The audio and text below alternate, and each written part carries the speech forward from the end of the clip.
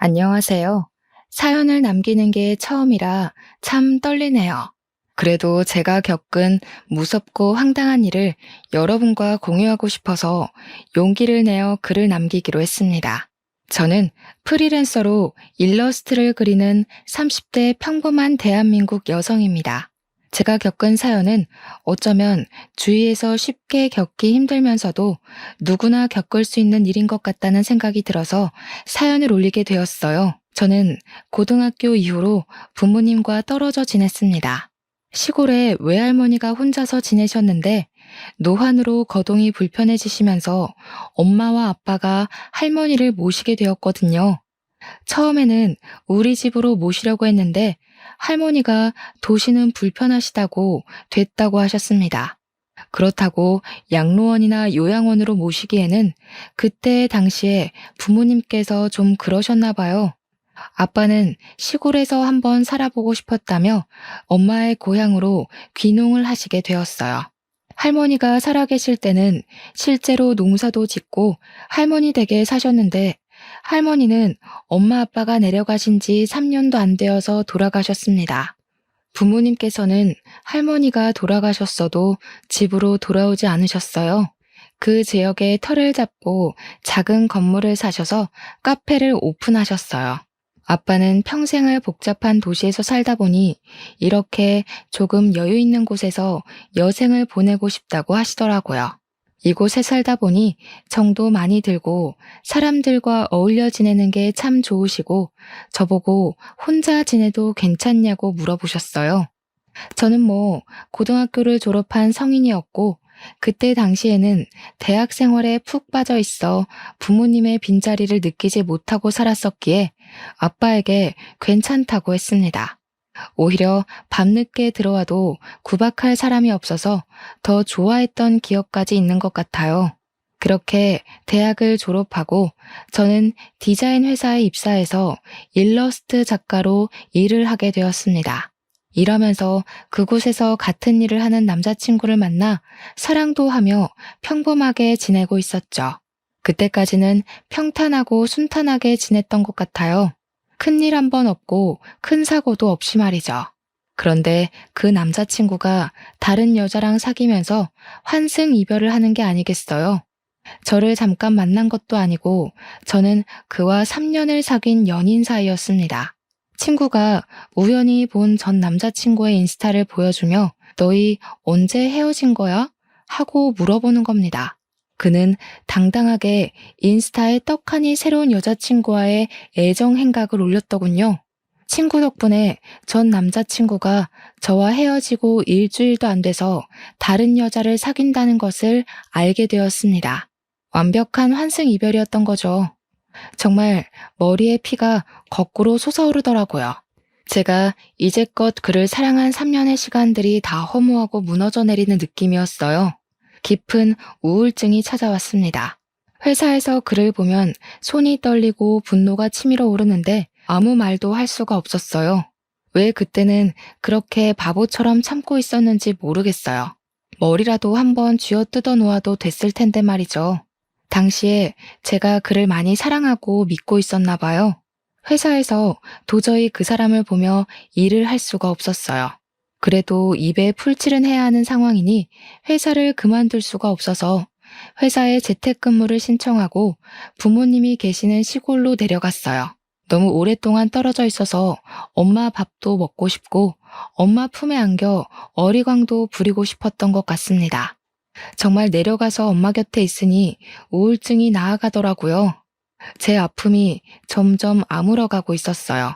부모님은 작은 카페를 하고 계셨는데 커피와 함께 달달한 디저트를 직접 만들어 파는 디저트 카페를 하고 계셨어요. 그 지역 사람들에게 입소문이 나서 꽤 바빴기 때문에 저는 한쪽에서 그림을 그리다 바빠지면 부모님을 도와드리게 되었어요. 그렇게 함께 일을 하니 부모님을 도와드린다는 생각에 뿌듯하기도 했어요. 참 잘 내려왔다 싶었어요. 그곳에는 엄마 친구분이 자주 찾아오셨는데 그분은 항상 온몸을 명품으로 둘러 입고 오시곤 하셨어요.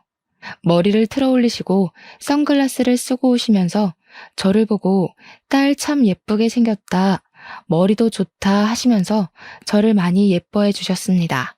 엄마의 친구분은 잘 차려입은 모습을 보니 사모님일 것 같은데 가끔 커피를 벌컥거리며 마신다든지 호탕하게 웃는 모습은 옷차림새와는 잘 맞지 않는 행동을 하시곤 했어요. 뭐, 원래 성격이 털털한가 보다 하고 넘겼습니다. 그리고 가끔 던지는 농담도 교양보단 오히려 상스럽다고 느낄 때도 있었어요. 가끔은 저에게 성적 농담을 거침없이 던지시기도 했죠. 저는 그런 농담을 들을 때마다 억지로 웃어 넘겼는데 엄마가 몇 번이나 아주머니께 주의를 주어도 자꾸 그런 농담을 던지시더라고요.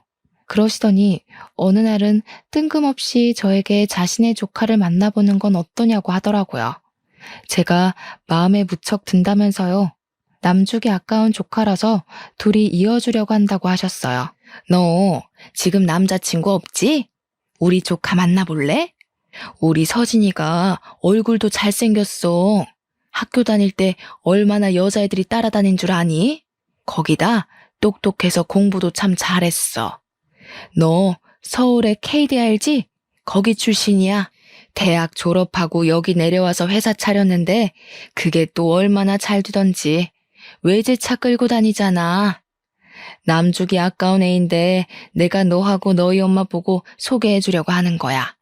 거절하지 말고 한번 만나나 봐. 그렇게 잘난 조카인데 왜 저를 소개해준다는 건지 이해가 가지 않았어요. 그렇게 잘난 엄친하면 이미 여자가 있을 것 같았죠. 죄송해요. 제가 지금 남자친구랑 헤어진 지 얼마 안 돼서요. 지금 누구를 만나고 싶지가 않아요. 당분간 혼자 지내고 여유 생기면 그때 생각해 보려고요. 저는 아주머니께 정중하게 거절을 했습니다. 그래도 물러서지 않으시더라고요. 저에게 계속 조카를 만나보라고 설득을 하시는 겁니다. 무슨 젊은 애가 그렇게 순정을 지키고 그러니? 남들은 헤어지고 하루 만에 다른 사람 만나서 주둥이 붙이고 모텔 들어가고 난리가 나더라. 그렇게 지고지순해서 어디다 쓴다니? 남주기 아까워서 그래. 한번 만나봐. 어른이 말하면 들어야지. 그렇게 거절하는 거 아니다. 저는 난감해졌어요. 그래도 일단 거절을 했습니다. 다른 사람을 만날 마음의 여유가 정말 없었거든요. 사실 새로운 인연에 대한 두려움도 있었던 것 같아요. 그랬더니 아주머니가 얼굴이 시뻘개져서 저를 쏘아보시더라고요. 젊은 애가 꽉 막혀서 말도 안 통한다고요. 그래도 어쩌겠어요. 마음이 안 열리는 것을. 사실 아주머니 조카라는 말에 거부감이 더 들긴 했어요. 그렇게 거절을 하고 카페에서 일을 도와드리고 있는데 고상하게 생긴 할머니 한 분이 들어오시더라고요. 흰머리를 곱게 빗어넘기고 샛노란 가디건을 입으신 모습이 나이가 들어도 참 곱다 싶은 할머니셨어요. 가게로 들어오시더니 저에게 500원 복권을 내밀고서 커피 한 잔을 달라고 하시며 자리에 앉으셨어요. 저는 손에 들린 500원 복권을 보니 오래되었는지 낡고 여기저기 벗겨져 있는 것이 손때가 참 많이 탔더라고요. 저는 엄마에게 그걸 내밀었습니다. 낡은 500원 복권을 본 엄마는 익숙하신 듯 아메리카노 한 잔과 크루아상 한 개를 할머니 테이블에 내려놓으셨습니다. 제가 왜 돈을 안 받고 그냥 드리냐고 물어보니까 엄마가 저의 어깨를 토닥이며 말씀하셨어요. 돈은 나중에 손주가 한꺼번에 줘. 오시면 꼭 저렇게 드리라고 신신당부를 하더라. 예전에 커피하고 빵을 먹고 싶었는데 돈이 없으셨나 봐. 할머니 남편분께서 할머니의 손을 잡고 다방에 가서 500원 복권을 내밀며 커피를 사주셨대. 가끔 치매기가 도시면 저렇게 복권을 들고 오셔. 저는 커피를 드시는 할머니를 물끄러미 바라보았어요. 할머니는 분명 커피를 드시면서 남편분을 떠올리고 있을 거라고 생각했습니다. 그때 앞 테이블에 앉아서 커피를 홀짝이던 엄마의 친구분이 입을 실룩이시더군요. 어이구, 다 늙어서 정말 청승이지. 그러니까 늙으면 빨리 죽어야 하는 거야. 남의 영업집에 뭐 하는 건지 가족들은 치매 환자를 왜 돌아다니게 만드는지 몰라. 저러다가 사고라도 나봐. 괜한 사람들만 피해보잖아. 예, 저렇게 고운 치매도 걸리기 어렵다더라. 예전에 우리 마을에 정씨 할머니 생각 안 나? 그 할머니 맨날 우리한테 지팡이 들고 쫓아왔잖아. 그렇게 고약한 치매 아닌 거로 가족은 감사해야 하는 거야. 너는 언제적 이야기를 하는 거야? 아무튼 그 노인네도 참 고약했어. 둘이 도망가면 나만 쫓아오는 거 있지? 아무튼 늙으면 빨리 죽어야 해. 예, 정원아. 아무튼 우리 조카 한번 들리라고 할 테니까 이야기나 한번 나눠봐. 그렇게 좋은 남자 흔치 않아서 그래. 나 간다. 저는 자리에서 일어나며 고개 내밀며 괜찮다고 말하기 전에 아주머니는 쌩하고 밖으로 나가버렸습니다. 엄마는 할머니께서 커피를 다 드시자 다가가며 다시 복권을 손에 꽉 쥐어드렸습니다. 어르신, 맛있게 드셨어요? 이거 돌려드릴게요. 다음에 또 이거 들고 오셔야 커피 드실 수 있어요. 아셨죠? 이거 주머니에 챙겨드릴게요. 다음에 또 오세요. 맛있게 커피 내려드릴게요. 할머니는 환하게 웃으며 엄마의 손을 잡았어요. 새아기는 참 예뻐. 이렇게 마시는 빵하고 커피 주고 참 예뻐. 우리 손주 오면 꼭 소개해줄게. 우리 손자 참 착해. 새아기랑 잘 어울릴 거야. 내가 잘 알아. 아이 참. 어머니, 저 남편 있어요. 저기 산적같이 생긴 사람이 제 남편이에요. 손주는 더 좋은 아가씨랑 엮어주세요. 아셨죠? 다음에 꼭 다시 들리세요. 할머니는 웃으시며 카페를 나가셨어요. 엄마는 자신만 보면 새아가라고 부르며 손주를 소개해준다고 좋아하셨어요. 할머니랑 이야기하면 젊어지는 느낌이 드신다고요. 아빠는 그 모습을 보고 질투는커녕 웃음을 터뜨리셨습니다. 그리고 정말 엄마 친구인 아주머니 말대로 말끔하게 정장을 차려입고 머리에 포마드를 바른 남자가 카페로 찾아왔습니다. 그 사람은 반듯하게 생기고 호감형으로 생기긴 했었습니다. 깔끔하게 차려입은 그는 저에게 다가와서 싱긋 웃으며 인사를 건넸어요. 안녕하세요. 저희 고모 소개로 얼굴 보러 들렸어요. 괜찮은 아가씨가 있다고 하루에도 몇 번씩 전화하시는지 너무 궁금해서 안아볼 수가 있어야죠. 그런데 오길 잘했는데요. 정말 제 스타일이신 것 같아요. 잠시 이야기 나누어도 될까요? 그렇게 말하며 씩 웃는데 정말 처음에는 거부감이 밀려 들어왔어요. 어째서인지 그의 눈매는 전 남자친구의 눈매를 닮아 있는 겁니다.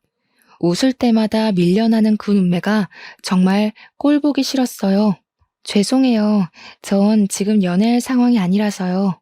이렇게 오셨으니 커피 한 잔 드릴 테니 마시고 가세요. 헛걸음하게 해드려서 죄송합니다. 남자친구랑 헤어졌다고 들었는데 그런 거면 저랑 연애하는 게 어때요? 사람에게 받은 상처는 사람을 만나야 잊히는 거잖아요. 그렇게 힘들어하지 마시고 저랑 한번 만나보세요. 저는 그 사람이랑 다르게 정원 씨를 많이 아껴드릴 수 있어요. 저는 단칼에 거절하고 돌아섰습니다. 연애는 관심 없다고 말입니다. 하지만 그는 쉽게 물러나지 않더라고요. 다음 날도 그 다음 날도 카페로 저를 찾아왔습니다. 딱 그때 마침 전 남자친구에게 연락이 왔습니다. 다시 시작하자고 잠시의 실수였다고 말입니다.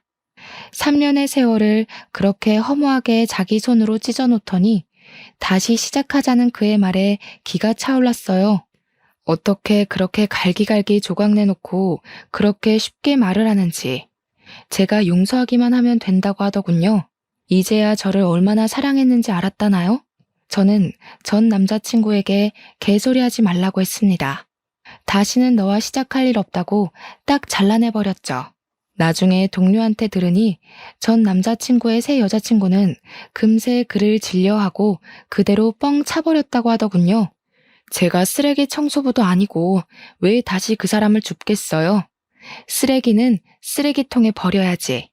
하지만 사람의 마음은 머리와 다르게 흘러가더군요. 저에게 용서해달라고 비는 그를 한 번만 봐줄까? 하는 간사한 마음이 들었어요. 언제부터인가 그의 연락을 기다리며 핸드폰을 쳐다보고 또 쳐다보고 있었습니다. 그때 아주머니의 조카가 와서 저를 자꾸 떠보는 겁니다. 무슨 일 있어요? 왜 그렇게 얼굴이 안 좋아요? 에고, 얼굴이 반쪽이 되었네요. 고민 있으면 저한테 털어놓아요. 서로 도우면 좋은 거 아니겠어요? 그는 전 남자친구를 닮은 눈매를 가지고 살짝 웃고 있었습니다. 저는 그를 단칼에 잘라내었죠. 닮은 것도 꼴 보기 싫어지더라고요. 아무 일도 없어요. 괜찮습니다. 걱정 안 해주셔도 돼요. 신경 써주셔서 감사해요. 이제 저 때문에 이렇게 안 오셔도 돼요. 에이, 왜 말이 그래요? 저는 커피 마시러 이곳에 오지도 못하나요? 커피도 맛있고 또 여기 디저트 직접 만들어서 맛있어서 오는 겁니다. 물론 정원 씨 보러 오는 것도 있지만 말이죠. 전 남자친구와 닮은 그를 계속 봐서일까요? 아니면 용서해달라고 계속 연락이 와서일까요? 정말 감정이 싱숭생숭해졌어요. 분명 내 감정인데 컨트롤이 안 되더라고요. 핸드폰을 들고 몇 번인가 남자친구의 연락처를 눌렀다가 놓기를 반복했습니다. 그렇게 며칠을 보내니 정말 저는 이러다가 그 쓰레기랑 다시 만날까봐 걱정돼 갔어요. 얼마나 힘들게 그를 내 머리와 가슴에서 쫓아냈는데 다시 파고 들어오는 기억을 지우기 위해 저는 그 아줌마 조카를 만나기로 했습니다. 전 남자친구를 다시 용서한다고 해도 분명 그는 다시 그런 일을 반복할 거라고 생각했거든요. 사람은 쉽게 안 변하는 거잖아요. 저와의 3년의 시간을 쉽게 버린 그였으니 저는 복수하는 심정으로 그리고 도망치듯 조카를 선택한 거였죠. 지금 그 사건을 되돌아보면 그런 마음으로 시작한 인연이 시작부터가 잘못되어서 그런 일이 일어나지 않았을까 하는 생각도 들었어요.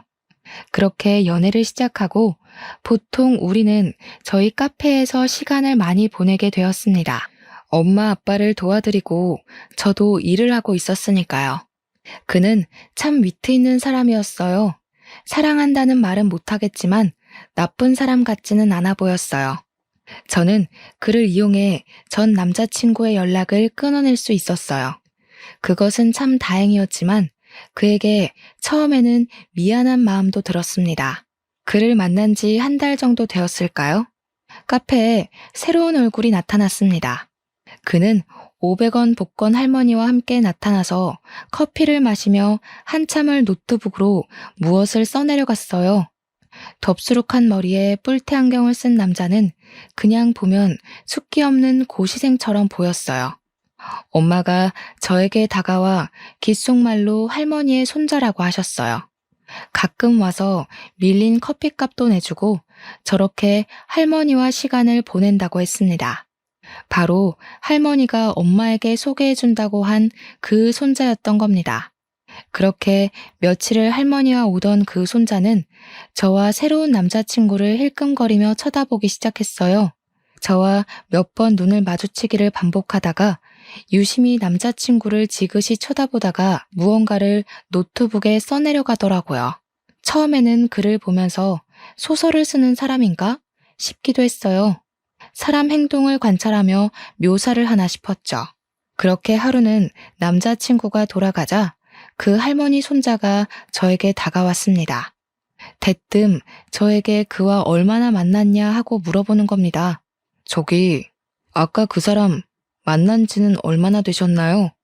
혹시 그 사람 뭐 하는 사람인지 잘 알고 계시나요? 직업이나 가족관계 그런 거 잘 알고 계세요? 저는 처음 말을 걸면서 그렇게 물어보는 할머니 손자를 보며 얼굴을 찌푸렸어요. 앞뒤 다 잘라내고 저에게 그렇게 말하니 기분이 너무 나쁘더라고요. 하물며 사람을 만나는데 아무것도 모르고 만나는 사람이 어디 있겠어요? 왜 그게 궁금하신 거죠?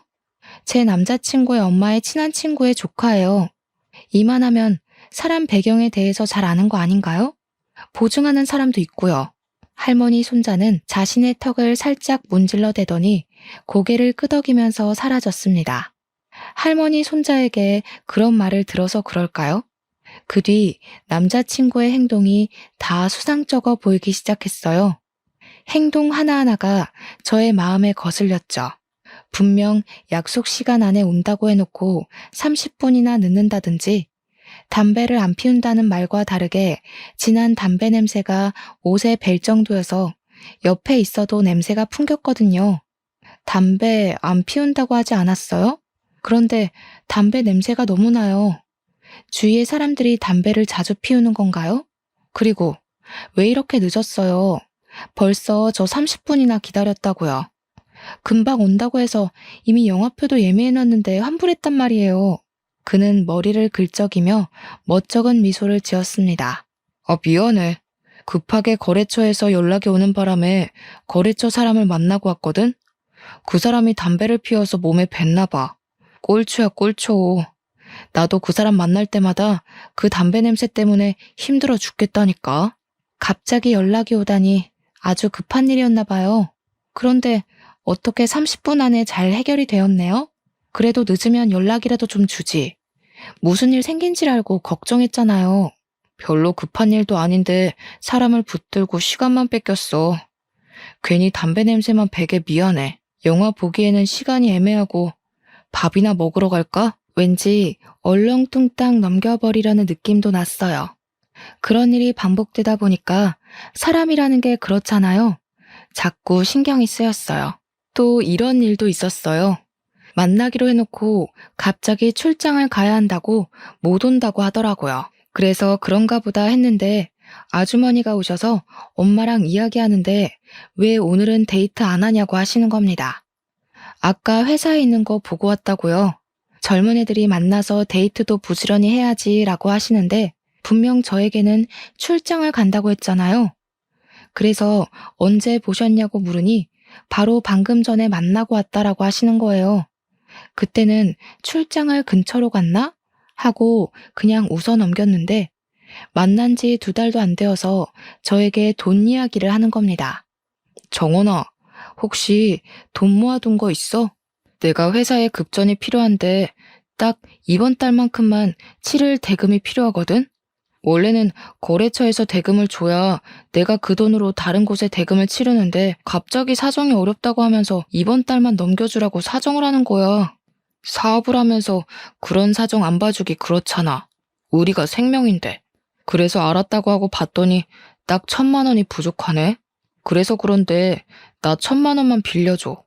다음 달에 돈 받으면 내가 갚을게. 저는 그의 말에 당황했습니다. 만난 지 얼마나 됐다고 저에게 돈 이야기를 하는 걸까요? 저는 우리가 아직 그 정도로 신뢰하는 사이는 아니라고 판단했습니다. 죄송해요. 저도 돈이 없어요. 제가 그렇게 큰 돈이 어디 있겠어요? 고모부님이 이 지역 유지라고 하지 않았어요? 아주머니께 부탁해보세요. 아끼는 조카 일이니까 분명히 도와주실 것 같은데요. 제 말에 그의 눈이 동그래지더라고요. 저보다 확실하게 돈을 꿔줄 사람이 있는데 굳이 저까지 보탤 필요는 없으니까요. 하지만 그는 저에게 다시 돈을 요구했습니다. 몇 번이나 이런 대화가 오가니까 괜히 그 할머니 손자의 이야기가 떠오르는 겁니다. 정말 그의 말에 무슨 뜻은 아닌지 불안해졌어요. 그래서 그런 이야기가 나올 때마다 단칼에 거절을 했죠. 거절은 거절이었지만 그 사람은 그에 대해 무엇을 알고 저에게 말을 한 것은 아닌지 그가 다시 카페에 나타나길 기다렸습니다. 그렇게 일주일 정도 되었을 때 또 그가 할머니와 나타났습니다. 저는 커피를 가져다 주며 그에게 다가가서 말을 걸었어요. 저번에 저에게 남자친구에 대해 얼마나 알고 있냐고 물어보셨잖아요. 그거 왜 물어보신 거예요? 뭐가 이상한 게 보이던가요? 그는 검은 뿔테 안경을 밀어올리며 저를 물끄러미 쳐다보더니 깊게 숨을 내쉬었습니다. 혹시 그 사람이 따님한테 돈이 필요하다고 말하면서 돈 꺼달라고 하던가요? 혹시 그 사람한테 돈을 주시거나 한 건 아니죠? 저는 그의 말에 입을 틀어막았습니다. 어떻게 그가 저에게 돈을 요구한 것을 알고 있는지 너무 신기했습니다. 꼭 우리 둘을 꿰뚫어 보고 있는 것 같았죠. 아니요. 아니, 맞아요. 그 사람이 저에게 돈을 꿔주라고 한 건 맞는데 돈 없다고 딱 잘라서 거절을 했거든요. 어떻게 아셨어요? 혹시 둘이 아는 사이였나요? 아, 아는 사이는 아니고 제가 대학에서 범죄 심리에 대해 가르치고 있습니다. 우연히 두 분 이야기하는 것을 지켜봤는데 그 남자분 특징이 딱 거짓말을 하는 사람의 특징을 가지고 있더군요. 두 분이 만난 지 얼마 안 되어 보이는데 그렇게 거짓말을 하고 있다는 것은 따님께 무엇을 숨기고 있다고 생각을 했고, 보통 그런 특징을 가진 사람들은 사기꾼일 확률이 높습니다. 하지만 확실하지 않으니 알아보려고 충고를 해드린 거죠. 저는 벌어진 입을 다물 수가 없었어요. 지금 만나는 사람이 사기꾼일 수가 있다니, 그 사람은 엄마의 친한 친구의 조카잖아요. 이 사람을 믿어야 하는 것인지 아니면 엄마 친구분을 믿어야 하는 건지 처음에는 분간이 되질 않았어요. 이 사람 말이 사실이라면 조카와 고모가 짜고 저희에게 사기를 치는 거니까요. 아무 증거 없이 사람을 의심하기도 그렇고 저는 다시 그에게 물어보았어요. 사기꾼인지는 어떻게 알아요? 무엇으로 구분할 수 있는 거죠? 저는 아직 그에 대해 잘 모릅니다. 아니, 사실 그냥 그 사람이 말하는 말만 믿어서 사기꾼이라는 걸 밝혀내려면 어떻게 해야 해요? 일단 그 사람의 뒤를 캐야겠죠. 처음에는 그냥 묵인하고 넘길 수도 있는 일인데 카페 사장님 따님이셔서 그냥 넘기기가 그렇더라고요. 카페 사장님께서 할머니를 잘 보살펴 드렸는데 제가 도움을 드릴 수 있는 일이면 도와드리고 싶어서 말을 꺼냈습니다. 혹시 혼자서 뒤를 캐는 게 힘드시면 제가 도와드릴까요? 저는 그 사람의 손을 꽉 잡았습니다. 제발 도와주세요. 어떻게 해야 할지 모르겠어요. 제가 다른 곳에서 만났다면 모르겠는데 엄마의 친구분의 조카이다 보니까 잘못했다가 두 분의 우정이 저 때문에 금이 갈까봐 걱정되네요. 뒤를 캐려면 뭐부터 해야 할까요? 일단 그 사람이 회사나 집이 어딘지는 알고 계시나요? 뒤를 캐려면 역시 미행을 하면서 어디로 다니는지 행적 추적이 먼저일 것 같은데. 이런 사건 보면 보통 직장이나 집도 거짓이거나 생판 다른 곳일 경우가 많아서 조금 있다가 저를 만나기로 했어요. 이곳으로 올 거예요. 그럼 저를 만나고 돌아가는 길에 같이 미행하는 건 어떨까요? 어디로 가는지 볼 수 있지 않을까요? 그가 알았다고 고개를 끄덕였죠. 곧 저의 새로운 남자친구가 저를 만나러 들어오더군요. 한번 그를 사기꾼으로 보기 시작하니 그의 행동들이 다 의심스럽게 느껴지더라고요. 정원아, 내가 이렇게 부탁할게. 나 한 번만 도와주라, 응? 이제 곧 한 달 다 되어 가는데 이대로 두면 나 정말 부도 날 것 같아. 1,000만 원 가지고 부도라니 이거 너무한 것 같지 않아? 우리 사이에 1,000만 원도 융통을 못 해준다는 게 말이나 되는 거야? 나도 정말 그 정도 돈이 없어서 그러는 거예요. 차라리 빨리 은행에 가서 대출이라도 알아보는 건 어때요? 당신 정도면 1,000만 원 금방 대출될 것 같은데. 일단 은행 가서 급한 불이라도 꺼봐요. 그는 저를 보며 얼굴을 시뻘겋게 붉히더라고요. 그리고 언성이 높아졌습니다. 아니, 네 일 아니라고 말 너무 쉽게 하는 거 아니야? 너희 부모님 카페 운영하시니까 나 도와주라고 말 한번 해보든지. 네가 돈 1,000만 원만 빌려주라고 말이라도 꺼내볼 수 있는 거 아니야? 어떻게 그럴 수가 있는 거야? 어떻게 내가 이렇게 애원하는데도 안 도와줄 수가 있는 거야? 나를 사랑하긴 하는 거야? 진짜 내가 힘들어서 그래. 나 한 번만 도와주라, 응? 작은 돈이라도 괜찮아. 그럼 있는 대로 일단 도와주면 안 될까? 죄송해요. 제가 할 수 있는 게 정말 없는 것 같아요. 저희 엄마 아빠에게도 돈 달라고 말을 못 꺼내겠네요. 고모부께 말은 해본 거예요? 그렇게 급하면 일단 가서 말이라도 해보세요. 너 정말 이럴 거야? 내가 너한테 얼마나 잘해줬는데 그 정도 돈도 못 해줘? 1,000만 원이 안 되면 몇백이라도 도와줘야 하는 거 아니냐? 어떻게 한 푼도 못 준다고 그래? 정말 이 사람은 저를 돈줄로만 여기는 것 같았어요. 저는 속으로 화가 치밀어 올랐지만 아직 그에 대해 밝혀진 게 없으니 꾹꾹 참고 그 상황을 넘겨야 했습니다. 그는 화가 난다며 의자를 박차고 밖으로 나가더라고요. 그때 다른 테이블에 앉아있던 할머니 손자와 눈이 마주치며 밖으로 함께 나갔습니다. 그리고 우리는 함께 그 사람 뒤를 뒤쫓았습니다. 그 사람은 저희가 따라오는 것을 모르는지 바로 핸드폰으로 어디론가 전화를 했습니다. 그런데 전화하는 내용이 조금 이상한 거예요. 오, 자기야, 일 끝났어. 어디 있다고? 아, 거기? 아, 알고 있어. 응응, 알았어. 금방 간다니까. 걱정하지 말고 기다려. 알았어, 내가 미안해.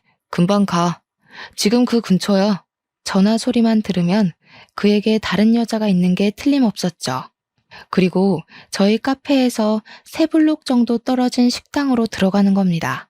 다른 지역도 아니고 세 블록이면 그렇게 멀지 않은 곳이잖아요. 저는 너무 어이가 없어서 말이 안 나왔습니다. 할머니 손자와 저는 식당 쇼윈도에 고개만 살짝 내밀고 밖에서 식당 안의 상황을 지켜보았어요. 그런데 그 사람이 앉은 자리에는 30대 여자와 3살가량 되어 보이는 여자아이가 앉아 있었습니다. 그 모습을 보는데 속에서 열이 밀려 올라왔습니다. 하지만 꾹꾹 눌렀죠. 그래, 아는 지인일 수도 있지. 설마 가족이 있는 사람인데 엄마 친구분이 소개를 해주었을까 하는 생각으로 떨리는 마음을 진정시켰습니다.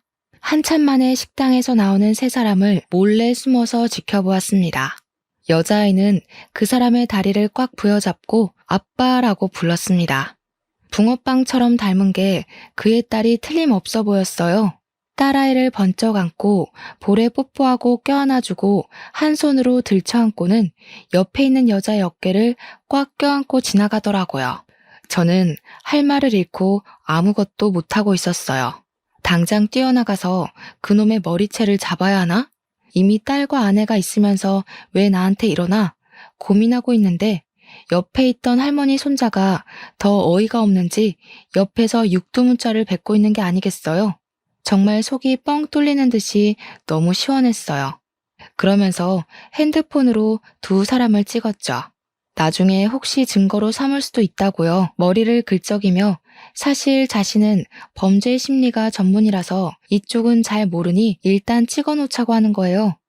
그 모습이 은근 귀엽더라고요. 저를 대신해서 적극적으로 증거를 찾아주는 그의 모습이 얼마나 든든하던지. 저 혼자였으면 아무것도 못하고 부들부들 떨었을 테니까요. 우리는 계속 그 뒤를 쫓아갔습니다. 일단 확실한 증거를 잡아야 했으니까요. 그런데 주차장에서 그 여자가 딸을 태우고 그 사람의 외제차를 운전하고 휑하니 사라졌습니다. 설마 저 차도 그 사람 것이 아니었는지 입이 떡하니 벌어졌는데 더 놀랄 일은 그 뒤에 있었습니다. 그가 근처 PC방으로 성큼성큼 걸어 들어가는 거예요. 뭐 그럴 수도 있죠. 저도 일이 급하거나 친구들과 가끔 가는 곳이니까요. 문제는 그가 PC방에서 무엇을 하는가였어요. 몰래 안으로 따라 들어가 저희는 자리에 앉아 그가 무엇을 하는지 엿들었어요. 게임을 하면서 다른 사람이랑 아이템 거래를 하는 것 같았어요. 거래를 하기로 한 사람이 다른 사람이랑 더 싼 가격으로 거래를 했는지 큰 소리로 욕을 하더라고요. 점점 그의 실체를 알고 나니 나오는 건 정말 한숨뿐이었어요. 할머니 손자는 자리에서 일어나더니 PC방 사장님과 이것저것 물어보더니 저에게 다가왔어요. 사장님과 이야기해봤는데 저 사람은 이곳의 죽돌이래요. 종일 이곳에 와서 게임하고 그 아이템 팔아서 생활비 하는 것 같아요. 이곳에 자주 와서 몇 마디 하면서 이야기를 나누었다는데 아내도 지금은 사실혼 관계면서 딸도 친딸이 맞는다고 하네요. 아내는 옷가게를 하고 차는 모두 아내 것을 빌려 쓰는 것 같아요. 아내한테는 자신이 직장에 다닌다고 하고 이곳에서 아이템 팔아서 집에 조금씩 가져다 주는 것 같아요. 결국 저 사람은 저와 아내 두 사람에게 사기를 치고 있었던 겁니다.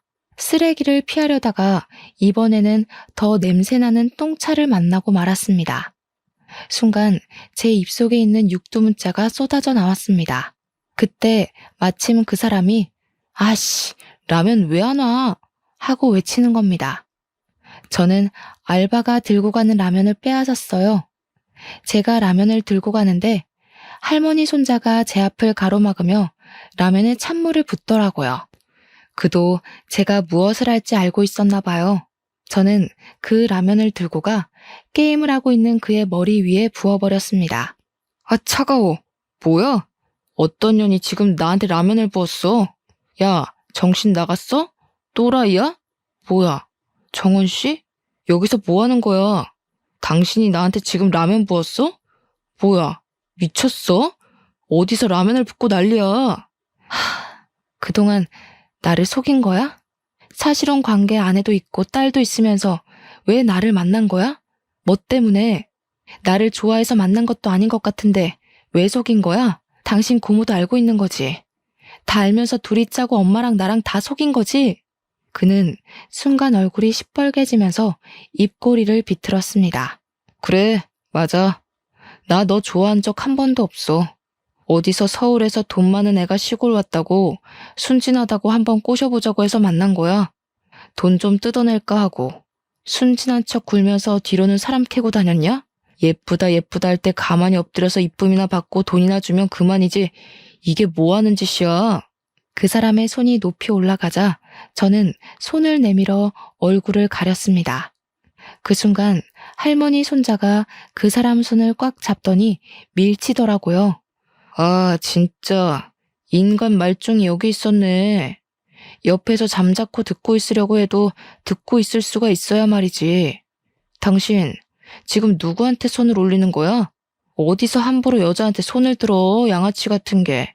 지금 때리면 폭행죄 고소, 혹시라도 정원 씨한테 금품으로 거래한 게 있으면 사기죄 고소. 어떤 거 원해? 내가 법을 좀 알고 있어서 둘 중 하나 선택권을 주려고 하는데 원하는 대로 해줄게. 말만 해.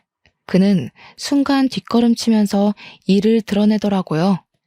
이 자식 뭐라고 하는 거야? 나만 뒤로 호박씨 깐 것도 아니네. 아이씨, 난 저 여자 때린 적도 없고 돈도 안 받았어. 아무 금전적인 거래도 없다고. 어디서 굴러먹던 개뼈다귀 같은 게 와가지고. 아이씨. 사과해. 정원 씨한테 사과해. 너는 남자로서 그러고 살고 싶냐? 여자한테 빌붙어서? 빨리빨리 사과 안 해? 정원 씨한테 무릎 꿇고 싹싹 빌어. 안 그러면 바로 나는 너한테 고소장 발부하라고 전화할 테니까. 할머니 손자가 핸드폰을 치켜들자 그 사람은 제 앞에 무릎을 꿇었습니다. 미안해. 정원 씨 미안해. 나도 처음부터 그럴 생각은 없었어. 고모가 하도 부탁을 하니까 당신이랑 당신 집에 돈 많으니까 한탕 해보자고. 순진한 사람들이라 쉽게 믿을 거라고. 아이씨, 생활도 어렵고 돈도 없는데 자꾸 부탁하니까 나도 하는 수 없이 그랬던 거야. 용서해줘. 제발 아내한테 비밀로 해줘. 내가 이렇게 빌게. 응? 아무한테도 말하지 말아줘. 그는 그 순간에도 아내에게 이 일이 들어갈까봐 걱정하더라고요. 어떻게 만나는 남자마다 이 모양인지. 저는 저의 다리를 붙잡는 그의 손을 발로 차고 밖으로 나왔습니다. 눈물이 흘러내렸습니다. 인생 정말 이렇게 답이 없을 수도 있을까요?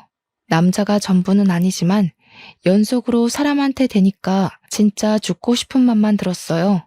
그렇게 울면서 할머니 손자와 함께 카페로 향했는데 엄마와 그 아주머니가 같이 커피를 마시고 계셨습니다.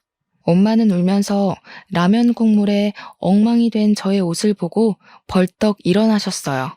왜 그러냐고 묻는데 저는 울먹거리며 그 아주머니에게 다가갔습니다. 저 속였어요? 서진 씨 뭐예요? 애 딸린 유부남인데 저를 왜 소개해줬어요? 사업가라는 말도 거짓말이었죠. 일정한 직업도 없이 PC방에서 아이템 팔아서 생활비로 쓰는 사람이잖아요. 아주머니는 자리에서 벌떡 일어나 저와 엄마를 번갈아 쳐다보셨습니다. 너 무슨 말이냐? 서진이가 어쩌고 저째? 제대로 알아본 거 맞아? 서진이가 그럴 리가. 무슨 애가 있다고 그러니? 너는 참 말을 이상하게 하는구나. 누구한테 어떤 말을 들었는지 모르겠지만 우리 서진이가 그럴 리가 없잖니. 생사람 잡지 마라. 제 앞에서 딱 잡아 떼시는 겁니다. 정말 어이가 없고 어떻게 사람의 탈을 쓰고 그럴 수가 있는지. 방금 서진 씨한테 다 듣고 왔어요. 그 사람이 와이프랑 딸이랑 같이 식당에서 밥 먹고 있는 것도 보고 왔단 말이에요. 이래도 거짓말이라고 할 거예요? 진짜 돈 뜯어내려고 저희한테 그 사람 소개해준 거 맞냐고요. 그 순간 엄마는 아주머니께 마시던 커피를 들이부어 버리셨어요. 아주머니는 놀라서 커피 얼룩이 진 블라우스를 보고 두 눈을 크게 뜨시더라고요. 이게 미쳤나? 이게 얼마짜린 줄 알고 여기에다 커피를 부은 거야? 야, 너 왜 그래? 네 딸이 미쳤다고 너까지 미친 거야? 엄마는 아줌마의 머리채를 휘어잡으면서 흔들었습니다. 그래 미쳤다 왜? 미치면 안 되냐? 네가 어떻게 그런 놈을 내 딸한테 소개를 해줘? 아무리 변변한 놈이 없어서 애 딸린 유부남의 뭐? PC방에서 뭐를 해? 이런 망할년이 내 딸을 얼마나 우습게 봤으면 그런 놈을 소개를 해주냔 말이야. 아줌마의 손이 엄마의 머리로 올라가자 아빠는 뒤에서 아줌마를 붙들었습니다. 이것들이 부부가 쌍으로 난리네. 그래 맞다. 내가 애 딸린 우리 조카한테 너희 딸 꿰어라고 했다. 혼인신고도 안 돼 있어. 애만 있다 뿐이지 총각이야. 그리고 PC방에 있어도 돈만 잘 벌어다 주더라. 그런데 무슨 직업이 없어. 그렇게 반반하게 잘생긴 사람 소개해줬으면 고맙다고 해야지. 엄마는 아주머니의 말에 머리를 더욱 흔들어 제꼈습니다. 이런 정신 나간 년이 어디다 누구를 가져다 붙이는 거야. 야, 왜 그랬어? 어? 왜 그랬는지 이유나 알자. 내가 너한테 언제 서운하게 한 적 있냐? 네가 어릴 때부터 친한 친구이니까 혹시라도 섭섭할까 봐 너만 보면 내가 얼마나 조심한 줄 알아? 됐어, 이년아. 너는 서울로 대학 가고 나는 이런 총구석에 남아있는데 얼마나 울었는지 알아? 서울 가서 좋은 남자 만나 평생 살다가 고향으로 기어 내려와서 건물 사고 카페 차리고 나보고 방긋방긋 웃을 때 얼마나 속에서 천불이 났는데 배알이 꼬이더라.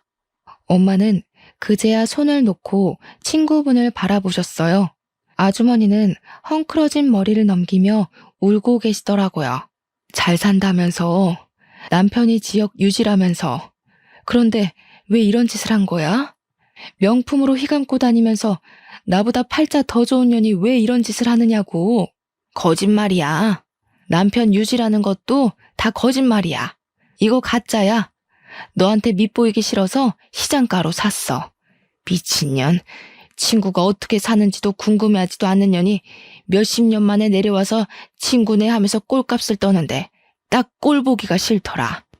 거기다가 자식까지 있는 거 보니까 오장육부가 뒤틀리더라. 난 지금까지 자식 없다고 얼마나 멸시를 당했는데 왜 나만 그렇게 불행하게 살아야 하냐고. 아주머니는 소리를 꽥 지르시더니 밖으로 뛰쳐나가셨어요. 밖에는 이미 사람들이 우글우글 모여서 구경을 하고 있더라고요. 작은 지역사회다 보니 소문은 순식간에 싹 퍼졌습니다. 소문에 아주머니 조카는 사실혼 관계의 아내에게 결국 빈손으로 쫓겨났다고 하더군요. 아주머니도 남편에게 이혼을 당하고 이 지역을 떠나셨대요. 엄마는 가끔 앉아서 길게 한숨을 내쉬곤 하셨어요.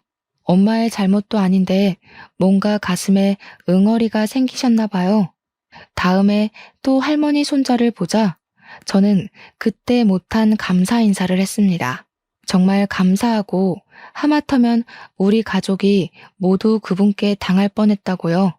그는 할머니를 보살펴 주어서 오히려 감사하다고 했습니다. 그리고 사람 겉모습뿐만 아니라 하는 행동을 잘 관찰하면서 대화를 하라고 하더군요. 그 사람이 어떤 심리 상태에서 말하는지 보인다면서요. 그는 그 후로 주말이면 할머니와 카페에 찾아와 차를 마시며 시간을 보내고 갔는데 저희는 그때마다 이야기를 나누었어요. 한동안 그렇게 지내다 그 사람이 사실은 나를 보러 오는 그거라고 말을 하더군요. 자신과 한번 만나보는 건 어떠냐고 했습니다.